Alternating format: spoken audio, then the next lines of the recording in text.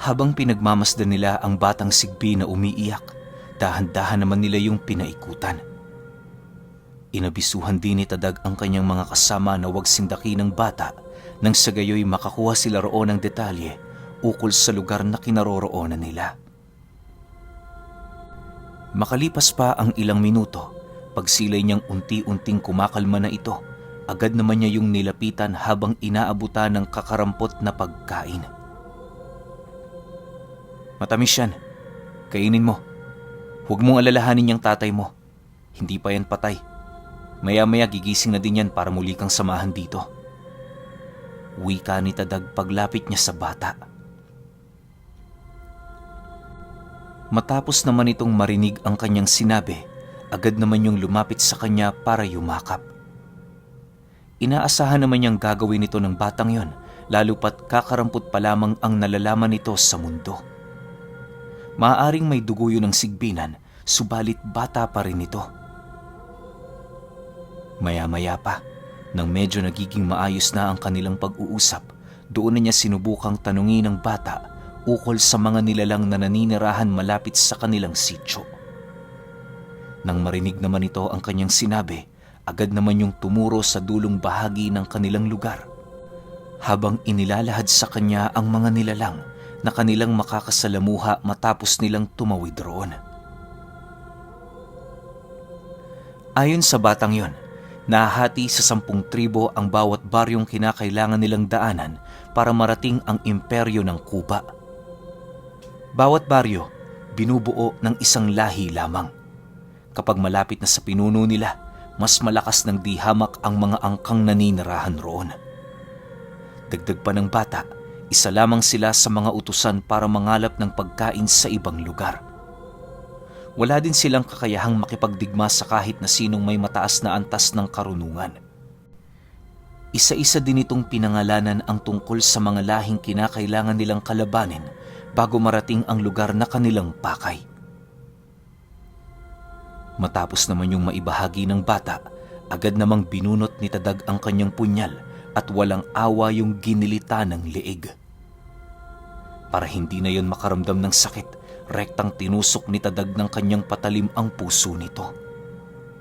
Halos segundo lamang ang dumaan nang biglang tumirik ang mata ng bata habang unti-unting nawawala ng buhay.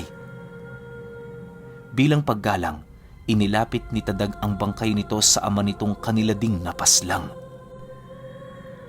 Lumipas pa ang ilang minuto, dali-dali namang tumungo sa masukal na parte ng lugar ang pangkat nila Tadag upang maghanap ng mapagpapahingahan. Iniwasan din nila ang daanang nagdudugtong sa mga baryo, gawa ng maaaring dinaraanan nito ng kanilang mga kalaban. Maya-maya pa, pagdating nila sa mabatong parte ng paanan ng bundok, doon nila nasilayan ang gitnang bahagi nito na merong napakasukal na kakahuyan. Alam nila na yun na lamang ang ligtas na lugar na maaari nilang pagpahingahan, kung kaya't dali-dali naman nila itong inakyat. Maniwala kayo o hindi, matapos makalatag nila Tadag ng pahingahan, doon bumungad sa kanila ang napakaraming sulo na nakahilera sa daan. Habang pinagmamasdan nila ito, nag-umpisa na din silang makaamoy ng nabubulok na karne sa paligid. Sinasabayan din yun ng pag-aangil ng mga nilalang, hudyat na hindi ito mga karaniwang tao. Dahil sa pangyayaring yon, agad namang nagpalipad hangin si Tandang Ibok ng mga sabulag at pangkubli ng kanilang grupo.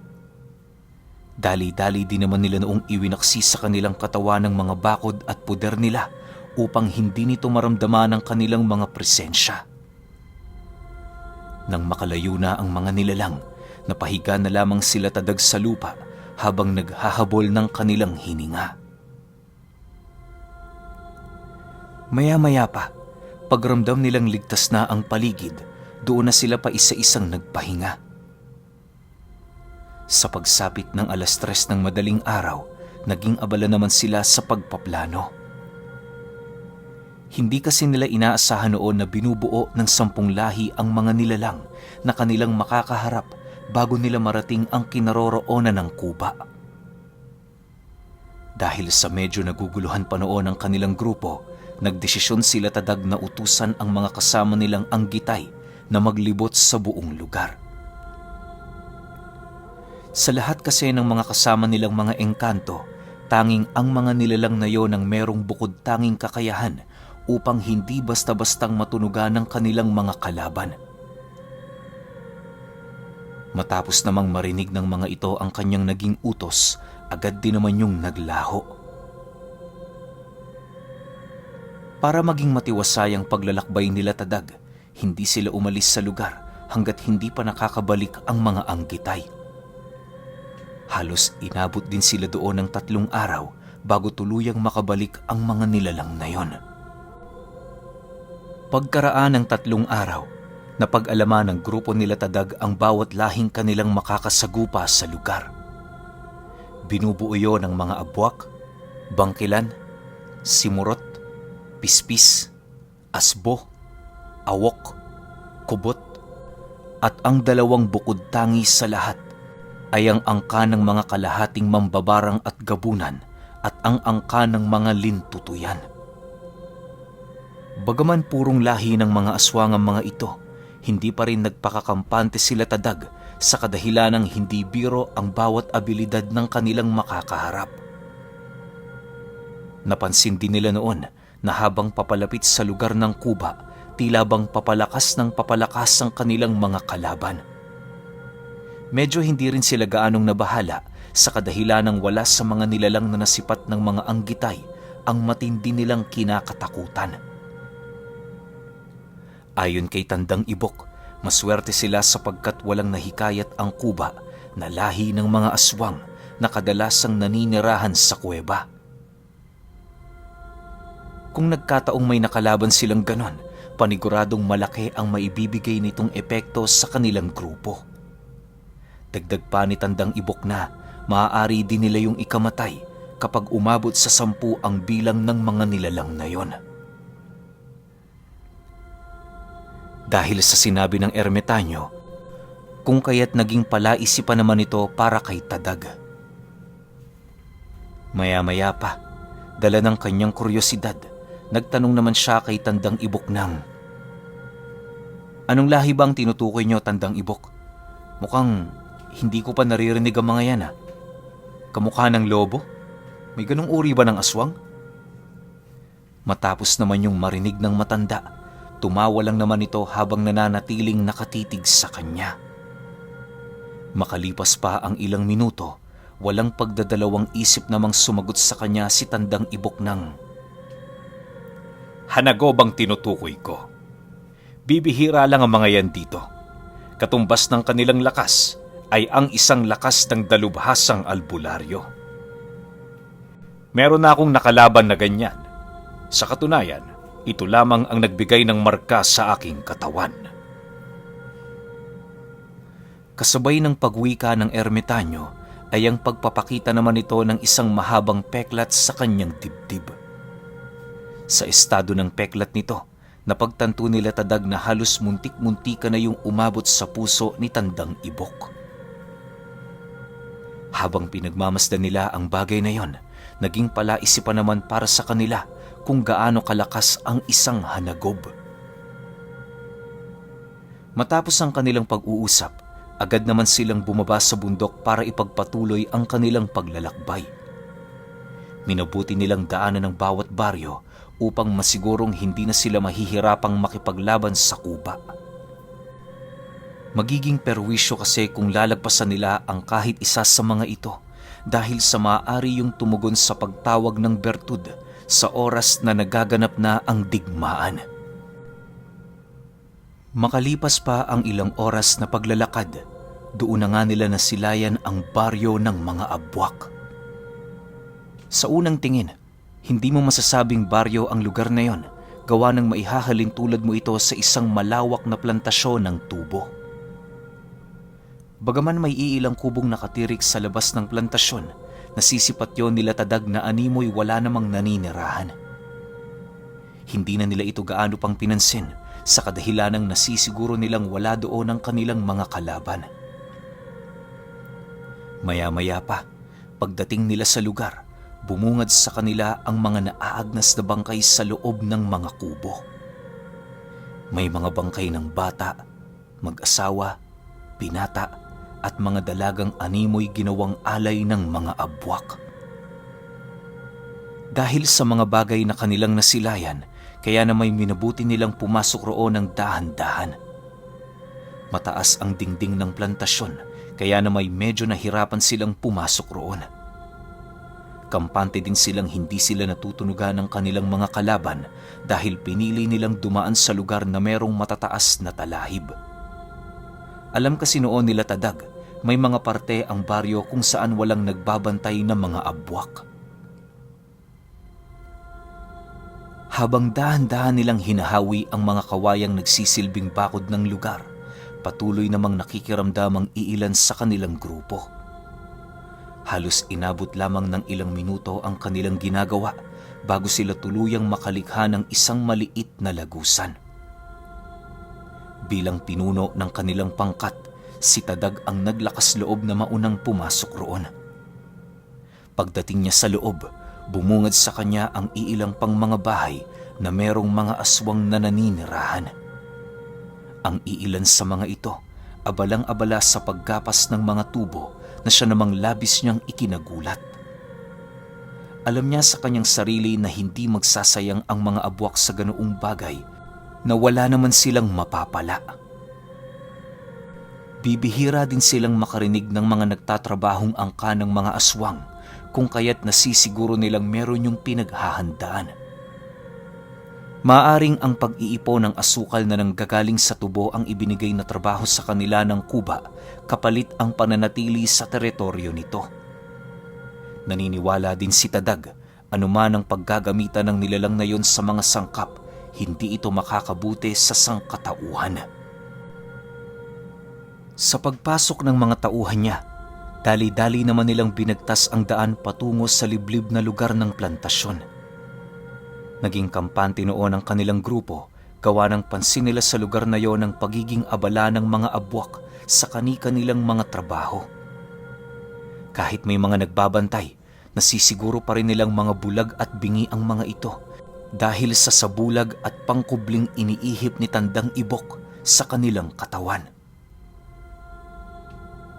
Maya-maya pa, bahagya namang natigilan ng kanilang grupo nang marinig nila ang pag-atungal ng isang lalaking abwak di kalayuan sa kanilang kinaroroonan. Pagsilay nilang umamoy ito sa lupa, dali-dali naman silang kumaripas ng takbo papalayo.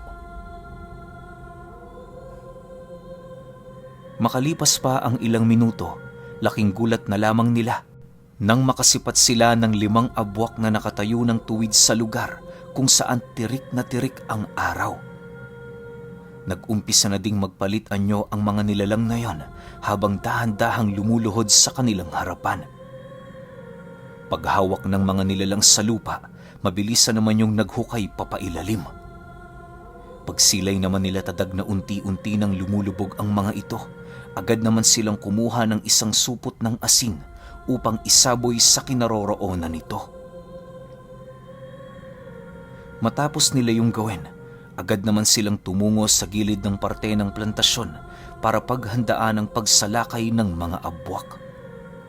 Siguradong sigurado noon sila Tadag na aabot sa 50 ang bilang nito dahil sa lawak ng lugar na pinasok ng kanilang grupo.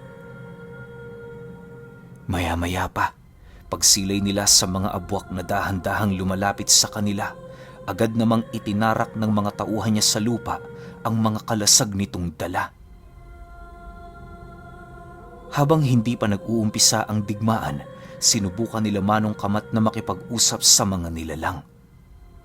Ginawa nila ito sa pagbabakasakaling makakakuha pa sila ng dagdag na impormasyon maliban sa kanilang mga natuklasan. Hindi kami naparito para manglipol ng mga angkan. Paalisin nyo kami ng mapayapa at sinisiguro namin sa inyo, walang masasaktan. Ang demonyong Kuba lang ang aming kailangan. Wala nang iba. Ayaw nyo bang maging malaya? Lisanin nyo na ang lugar na ito at mamuhay kayo sa buhay na gusto ninyo. Walang sino man ang may karapatan na magdikta sa ating mga nais marating. Matapang na wika ni Manong Kamat sa mga abwak. Nang marinig naman ito ang kanyang sinabi, umangi lang naman yon, pagpapakita ng kanilang tapang sa grupo ni Tadag. Maya-maya pa, pagsilay naman nila sa isang matandang abwak, agad naman nila itong narinig na sumagot ng, "Imposible ang nais mong yan, albularyo." Alam mo kasi, gustuhin man naming umalis sa tampalasang lugar na ito, hindi yon maaari. Kontrolado ni Mandibuling ang kilos ng bawat isa sa amin. Hindi pa man tapos sa pagsasalita ang matanda. Bigla naman yung napaluhod sa lupa habang mahigpit na hinahawakan ng kanyang leeg. Nang hindi na nito makayanan ng nararamdaman niyang sakit, wala na yung nagawa kundi ang sumuka ng dugo hanggang sa bawian na yon ng buhay. Magmula nun, wala na silang nakitang abwak na naglakas loob magsalita ukol sa perwisyong dulot ng kuba. Dahil sa pangyayari, napilitan naman sila Tadag na maghanda sa kadahilanang naaamoy na nila ang nalalapit na digmaan. Pagsilay nila sa grupo ng mga abwak na dahan-dahang lumalapit sa kanila, agad naman niyang iwinasiwas sa lupa ang kanyang latigo, pagpapakita na hindi sila natatakot sa mga ito. Subalit, imbis na mabahala ang mga nilalang na yon, nagpatuloy pa rin yung lumapit na animoy wala na silang pagpipilian. Sa estado din ng pagmumukha ng mga ito, para bang wala na yung mga sariling wisyo. Sa pag-uumpisa ng digmaan, nasipat nila Tadag ang mga babaeng abwak na mayat-maya ang pag-atungal na para bang meron itong tinatawag. Maya-maya pa, naramdaman naman nila ang pagbalot ng makapal na ulap sa araw, indikasyon na maaaring yon ang tinatawag ng mga nilalang na yon. Pagdilim ng lugar, doon na nila nasilayan ang pagkakaroon ng mga pakpak ng iilan sa mga abwak. Habang nagpapalit anyo ang mga ito, taimtim naman silang nagtataas ng bakod at puder sa kanilang mga katawan. Sinubukan din nilang sindakin ang kanilang mga kalaban sa pamamagitan ng tigalpo, subalit hindi yun sapat. Dahil sa ganoong pangyayari, kung kaya't minabuti nilang lipulin na lamang ang mga ito. Nang makahanda na ang kanilang grupo, walang takot naman silang sumugod para pagpapaslangin ng mga abwak. Karamihan sa kanilang mga kalaban ay pumailalim sa lupa, ngunit hindi yun sapat para lumamang sila sa laban. Lumipas pa ang ilang minuto, patuloy naman ang pag-usad ng pangkat nila Tadag habang walang awang pinagpapapaslang ang mga abwak na kanilang nadaraanan. Bata, matanda, babae, hindi nila pinapakitaan ng awa. Gawa ng ayon kay Tandang Ibok, matagal nang patay ang mga ito. Naniniwala ang ermitanyo, merong ginawa raong kakaiba ang kanang kamay ng kuba, kaya na may wala ng saysay kung pilit nilang bubuhayin ang kanilang mga kalaban. May kutob rin siyang pagsubok lamang ang lahat ng kanilang napagdaraanan upang masukat ng kanilang totoong kalaban ang kanilang mga lakas. Ayon pa kay Tandang Ibok na kung wala sa plano nitong paabutin sila sa teritoryo ng Kuba, paniguradong ipinadala na nito ang pinakamalakas na puwersa ng kanilang grupo. Sa pagpapatuloy ng digmaan, nakikita na nila Tadag ang pinsalang tinamo ng mga abwak. Ang iilan sa mga ito ay nagmamadali ng lumayo, ngunit biguyong mailagan ang mga ibinabatong sibat ng kanyang mga tauhan. Maya-maya pa, nang masukol na nila ang mga nilalang, walang habas naman nila itong pinagtatatagas sa ulo. Hindi naglaon nang malipol na nila ang mga ito, dali-dali naman silang umusad patungo sa baryo ng mga bangkilan. Minabuti nilang mapuntahan ang lugar bago lumubog ang araw, nang sa gayoy mas mabilis ang kanilang pag-usad. Inaasahan na din nila Tadag na alam ng Kuba ang mga nangyayari, kaya na may wala na silang panahon para magkubli. Habang lumalayo sila sa lugar na yon, panay naman ang pagmamasid ng iilan sa kanila sa mga natutupok na bahay sa plantasyon.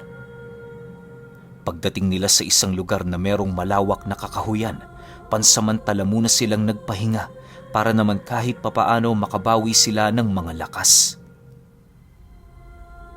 Habang nag-uusap si Tadag at si Tandang Ibok, bigla naman siyang natigilan nang mapansin niya si Manong Kamat na animoy hindi na nagsasalita.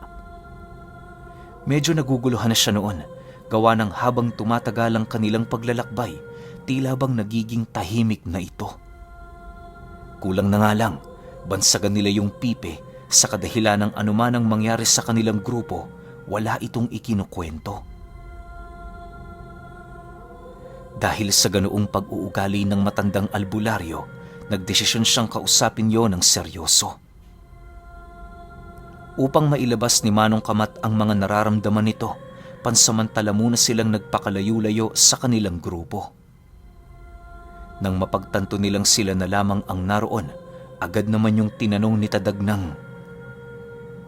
"Manong Kamat, hindi ka na ba masaya sa ginagawa natin? Noong mga nakaraan kasi, hindi ka na masyadong umiimik. May problema ba?"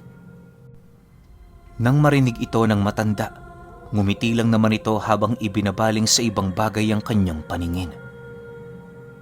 Maya-maya pa, nang magkaroon na ito ng lakas para magsalita, sumagot naman ito sa kanya ng, Pasensya ka na. Hindi ko naman ginusto na maging ganito. Alam mo kasi, may nararamdaman ako sa loob ko na hindi ko gaanong maintindihan. Hindi ko alam kung epekto ba ito ng pagkuha ko sa mutya ng kampana o sadyang nasisiraan ako ng bait. Matanda na ako, iho. Ang tanging inaalala ko na lamang ay kayo. Ayos ako na hanggang dito na lang ako. Basta ang sakin lang, ligtas kayong makauwi sa ating bukid. Matapos nitong makapagsalita, bahagya naman yung natigilan nang maramdaman nito ang mahigpit na yakap ni Tadag. Sinubukan pang magpumiglas ni Manong Kamat pero parang linta ang pagkakayakap nito. Makalipas pa ang ilang minuto, ipinadama ni Tadag sa kanya na hindi siya nag-iisa. Sinabihan niya rin yon na para na silang pamilya, kaya na may hindi sila basta-bastang papayag na may mawala sa kanila. Para lumakas ang pag-asa ni Manong Kamat, tapatan niyang inilahad dito na gagawin niya ang lahat makauwi lamang sila ng sama-sama. Dahil sa kanyang mga sinabi, kahit papaano'y gumaan naman ng konti ang nararamdamang bigat ng loob ni Manong Kamat. Maya-maya pa, nang mapansin nilang masyado ng malalim ang gabi, minabuti nilang bumalik na sa kinaroroonan ng kanilang mga kasama. Habang gumagawa ng pagkain sila Tadag, panay naman ang paglilibot ng iilan sa mga tauhan niya. Napakatahimik ng paligid pero nakakaramdam sila ng kilabot sa lugar na yon.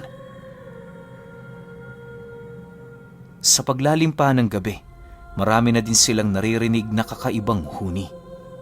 May mga alulong, kumpas ng mga pakpak, iyak ng mga bata, at tawa ng mga taong animoy nasisiraan na ng bait.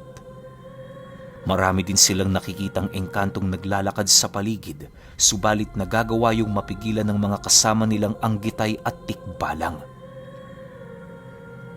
Yun lamang ang itinakdang trabaho ni Tadag sa mga kaibigan niyang yon, sa takot na baka magbuwis na naman ito ng buhay.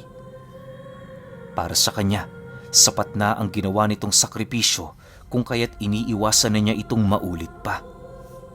Isa din ito sa kanyang mga rason kung bakit hinahangad niyang makauwi ng buo ang kanyang pangkat.